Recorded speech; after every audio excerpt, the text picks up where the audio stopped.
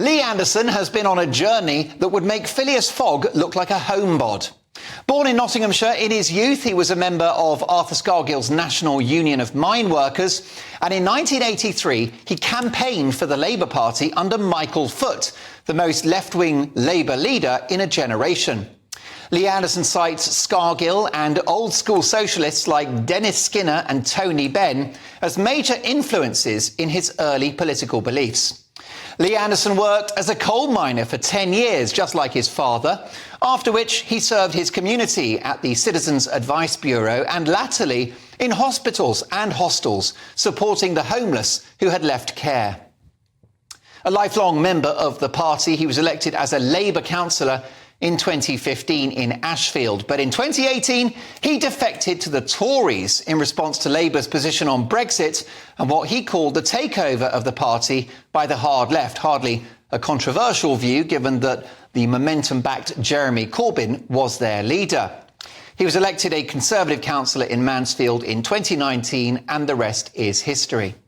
And now, his career with the Conservatives looks to be history too, after a poorly judged set of remarks about the London Mayor Sadiq Khan.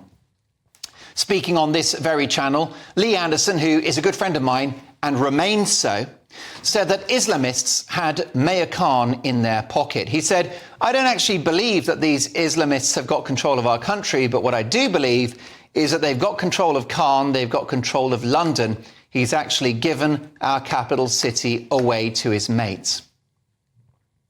Now, I think it was deeply wrong to label Khan in this way.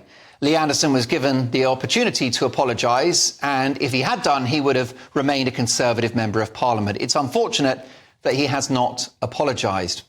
What's not unfortunate is that he has rightly sparked a debate about the very real threat of Islamism or Islamic extremism to our democracy, to the rule of law, and to the British way of life. It's misleading for Sir Keir Starmer to label Lee Anderson's remarks as racist or xenophobic or even Islamophobic. Anderson is calling out extremism, people on the so-called peace marches chanting anti-Semitic slogans, and just this week projecting anti-Jewish hate speech onto Big Ben as glaring an assault on our values as you can imagine, short of blowing the whole building up. Now, I've had people on the show saying from the river to the sea is not anti-Semitic. Well, the words by definition imply the disappearance of Israel from the map. And many say that the words imply genocide. Sounds pretty anti-Semitic to me. I've done a few gigs at bar mitzvahs and Jewish weddings, and let me assure you, from the river to the sea would not be my opening line. Now, the vast majority of British Muslims are our friends, our neighbours and our relatives. They're watching the show tonight. Fellow Brits, they make a huge contribution to this country and are peace-loving. But to vilify Lee Anderson for voicing concerns about dangerous extremists is to ignore a deeply sinister and growing problem in our country, and one which, as we saw in Parliament this week, strikes at the very heart of our democracy. After all, it was the leader of the opposition himself, Sir Keir Starmer, who pressurised the Commons Speaker, Lindsay Hoyle, into accepting a Labour amendment which meant that Labour MPs did not have to vote on an immediate ceasefire.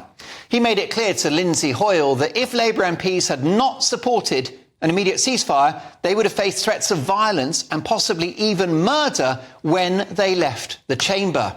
Is that not worthy of comment on the part of Lee Anderson or any other Member of Parliament? Starmer is rightly worried about Islamic extremism. So, is he Islamophobic too?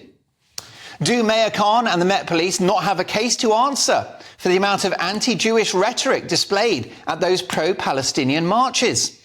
I think the political commentator and author Douglas Murray put it very well on Twitter this weekend when he said, "It's become a great tradition in UK public life to not confront Islamic extremism.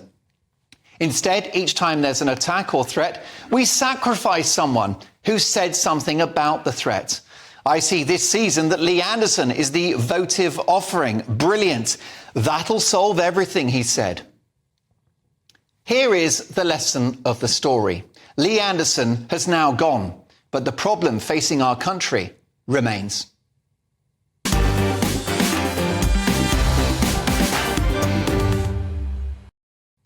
Has Lee Anderson been hung out to dry? Let me know your thoughts. I'd especially like to hear from you if you don't agree with what I've just said. Mark at gbnews.com. But first, my top pundits. Broadcaster and author Nina Mishkov, journalist and communications advisor Linda Jubilee, and the leader of UKIP, Neil Hamilton. Linda, your reaction to the suspension of the whip on the part of Lee Anderson? It was inevitable that the whip had to be withdrawn. He certainly overstepped a line. In fact, I've had a conversation with him about that several weeks ago, where he said you did indeed have to be very careful about that line, but on this occasion he seemed to be shooting from the lip. At the end of the day, he should have thought more carefully about what he was saying. And I'm talking about this in the capacity as a communications advisor. He should have got his hand on the edit button to try and work out exactly what he was going to say. Now, I agree with Henry Hill, the deputy editor of Conservative Home, who was on this channel earlier on today, who said that most of what he said was OK, and it supports what you're saying, Mark. But the bit about Mayor Khan could in fact be actionable. It could be slander. Because remember, the only defence to that in law would be the one of fair comment. And you actually have to prove, with hard evidence, the truth that underpins the fair comment. And that, I'm not sure that we've got that.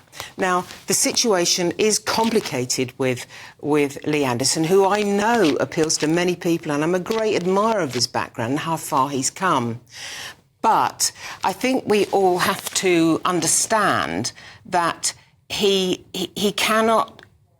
It's been said that the whip has been removed temporarily, perhaps, and that he will have to apologise if indeed he's going to be taken back into the fold. But the problem is, it's not a problem actually, but my observation is that I don't think that Lee Anderson will apologise. It's got nothing to do with being intransigent. He does not believe he has said anything to be sorry about. So he isn't going to apologise. The question is, what does he do next? That is interesting. But the other part of my observation is that I don't believe that London is in the grip of extremism. So I don't agree with you. I don't think that's happening.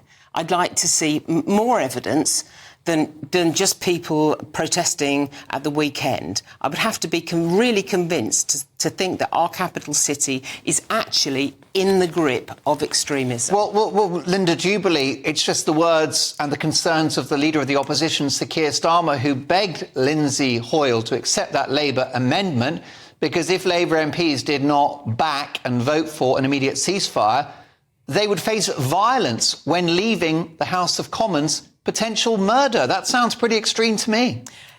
Yeah, but it's also subjective and it's an observation, and we don't know what went on in the room with Sir Lindsay Hoyle. We don't know exactly what the conversation was because there were only two of them in the room. They even ejected the clerk, who is the person who understands the legal process inside the chamber. He wasn't in the room with them. No, well, indeed so, although I understand that this decision to accept the Labour amendment went against the advice of the House of Commons clerks working under the Speaker. But listen, let me get your thoughts on this, Neil Hamilton, your reaction to this whole story.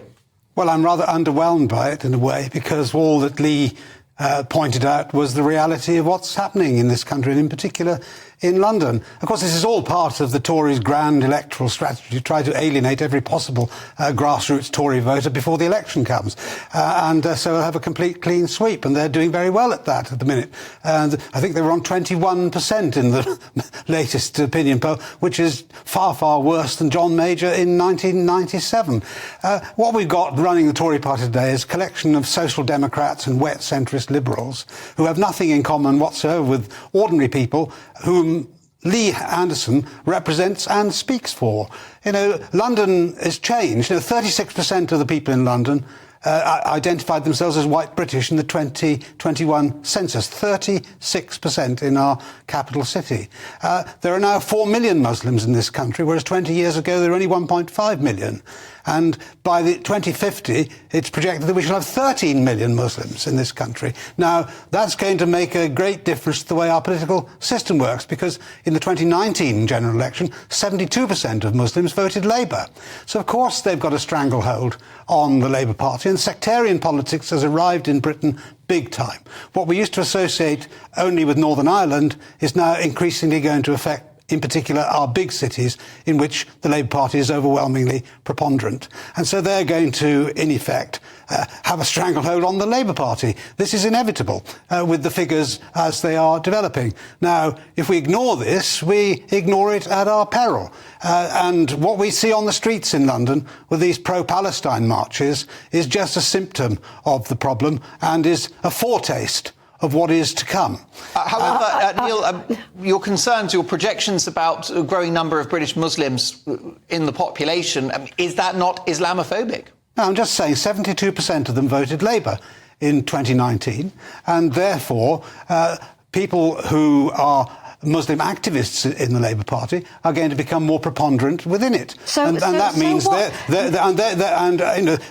who is driving these pro-Palestinian marches? The average member of the British public is not as exercised about this issue as the activists. Neil, you're completely wrong. The average member of the British public is not just exercised but horrified by what is going on in Gaza. And before we just... Well, I don't know what you're basing that on. Extend this, the number of children and women that are being slaughtered, the number of people who had died, innocent people, innocent victims. Well, blame Hamas, not Israel. You can blame who you like, but the point it's a terrorist state which attacked Israel and slaughtered 1,500 people on 7th Be that October. as it may, innocent women and children are dying, and we are seeing it on our televisions every night, and it's horrifying. It's very hard. Why doesn't Hamas surrender and hand over the hostages? It's very hard to get through a news bulletin on Gaza when you see young children maimed or crying. But Nina, we can all agree, but does that justify violent, murderous threats on Labour MPs if they don't back a ceasefire, which is the reason why the vote was cancelled? No, that's not it. Look, I have no truck with religion of any kind, whether it's Catholic, Jewish, Mormon, or Islam. I think religion is the root of all of our problems when it comes down to it. So I am not for any side, and I want to distinguish between the Jewish people, the Israeli state, and Netanyahu, because those are all very, very different things. But I want to say that London is not in the grip of Islamist extremism. This is inflammatory, it's divisive, and it's the sort of rhetoric that we should not hear.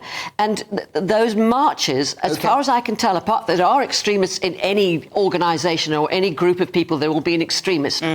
But the majority are marching just for peace. Ceasefire now. Ceasefire now. That's what they're saying. OK, no problem. But there's no extremism, Islamic extremism in Britain, except in the area around Westminster, according to Sir Keir Starmer.